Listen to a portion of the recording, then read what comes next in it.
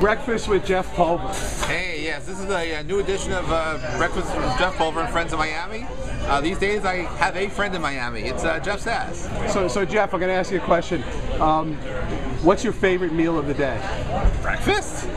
And I know, I've had breakfast with you individually. I've had breakfast with you with hundreds of people. What do you usually eat for breakfast? Well, it depends on who I'm with. When the crowd gets too big, even at some of the larger breakfasts, the fact is I don't eat breakfast. I have too much time spent talking to everybody else, so I forget to eat, which is a fine thing for me.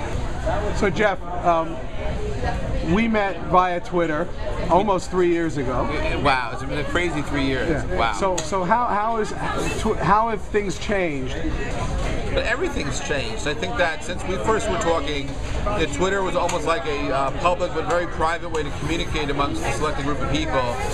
And over the last 3 years, arguably Twitter, more than any other communication platform, has had a systemic effect on the way many people live, many people work, and will work in the future. And that, regardless of what Twitter was invented to do in the beginning, its adoption around the world is having a crazy effect on many ecosystems. And these days, I kind of look at Twitter very differently than I did back then, because I didn't realize any of this. But as a kid, friends of mine may know that I was a ham radio operator. What they may not know is that each day before school and after school, I would sit by the radio and say, CQ, CQ, this is WA2BOT calling CQ and standing by.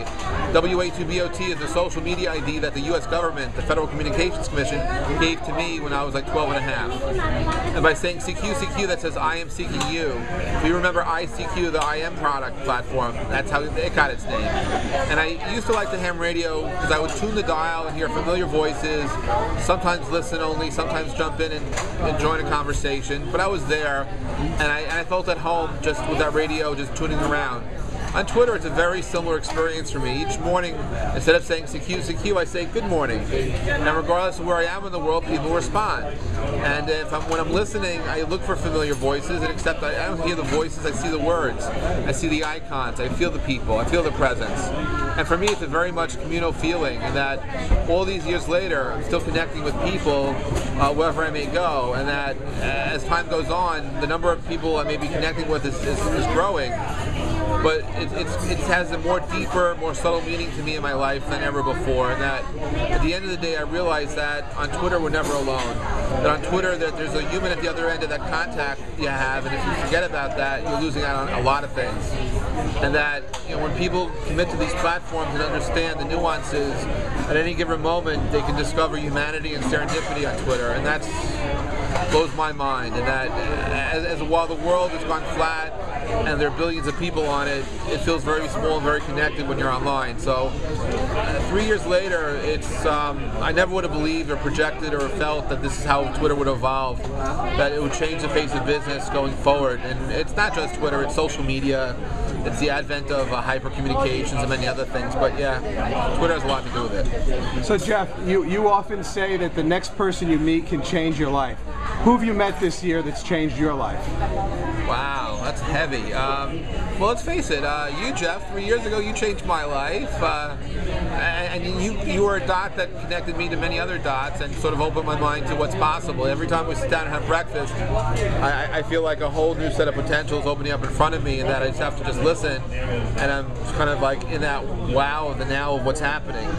This year, who changed? Well, the people on Twitter changed my life this year. What am I talking about? I remember being at South by Southwest, being slightly cynical, skeptical about what this Twitter thing was really doing from a business perspective, and I decided to run an event looking at the effects of Twitter on celebrity and the media and advertising and politics. And the reality was, back in March, I did not know anybody personally who was involved in advertising on Twitter or politics on Twitter or the media on Twitter or celebrities who are on Twitter. I didn't.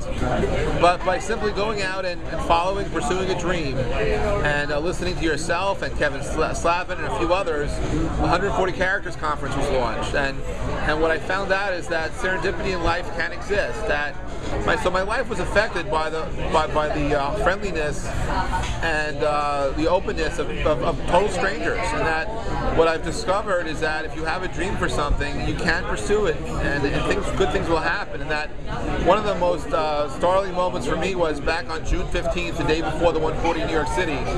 I had 18 boxes with me. I was driving a truck into Manhattan, and I knew that I had I had to go to an unloading zone behind the theater, and there was nobody around I knew to help me unload it. So I put out a tweet saying to friends, if you were in New York City on this date around 3 o'clock, I could use your help to unload boxes. The fact is that 8 random strangers showed up and helped unload those boxes on that day, and 6 of those random strangers stayed almost 3.5 hours to collate the badges for the following day's conference. That was amazing.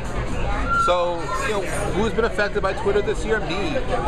And it's the people who I'd never met before that's had a tremendous impact on my life. And the fact that I would have a chance in the course of a year to meet some amazing people, from Stephen Fry and Ann Curry and Wycliffe, and really discover how many of my other friends tick and click and operate. I've been blown away. And then I've been really affected. But I mean, they kind of, what people do, I mean, I remember it was a year ago, Tweetsgiving happened. Stacey Monk had this crazy idea to go online in over a 48-hour period to raise $10,000 to build a classroom in Tanzania. Who knew that Thanksgiving she would raise that money and more, and that within a year, not only should she go back to Tanzania and to build the classroom, but people I would get to meet would actually go and help teach the Twitter kids of Tanzania. That there is things to be discovered each and every day if you look for it. Sometimes you're blindsided, but it's totally amazing. I'm blown away by it. So to answer your question, who I've been affected by this year on Twitter? Everyone. Every tweet matters. And that's the other thing. Despite how many followers or friends I may have on Facebook or Twitter, I listen to everything. I can't always respond, particularly if I'm traveling, because it's hard. But I'm listening each morning. When I say good morning, I look for those replies, and perhaps I can't get back to everybody, but they all register, and I greatly appreciate the time it takes for people to respond and to connect, and that it's been a really interesting experience for me, in that I don't know where this goes. I've been really thankful for the access I've had to everyone so far. I hope that people have gotten something from me in the response, and I think that together we're learning how to listen and connect and to engage and to really share, and that as we continue this and as things evolve, the history's unwritten. I think the Clash said that in '82, and I think that our history will be written by us over time, and it's just been a tremendous ride so far. Great, Jeff. Through 140 Conf, you've run 3 140 Confs now. Kodak has been a big sponsor. I'm actually recording this with the Kodak ZI-8. How has it been dealing with big corporations as it relates to the state of now and social media, and how important do you think it is for big companies like Kodak to recognize this area?